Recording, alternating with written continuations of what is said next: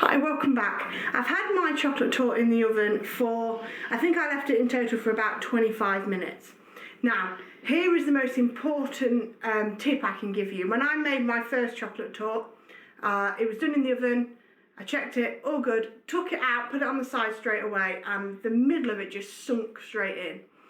A key tip is, as you can see what I've done here, I've switched the oven off, I've left the door open to the oven just a little bit, just to let the torte gradually cool down, because otherwise you do get that sink when it goes from being hot to being cold.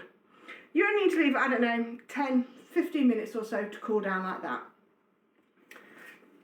Best way to check it is just with a skewer. It might not come out completely clean,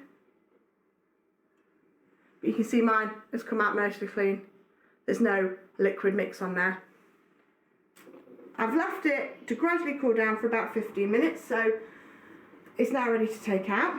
Again, like we said before, make sure that you've got an adult with you, because obviously things are still hot. And there you have it, a delicious chocolate torte.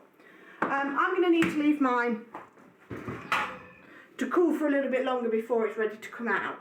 Now, depending on whether you've used a loose base bottomed pan or a spring bottomed pan, depends how you want to take it out. With mine, I'll push it from underneath here, push it out, and it'll be ready to go. Or with a spring, you just want to unlock it there and take it out.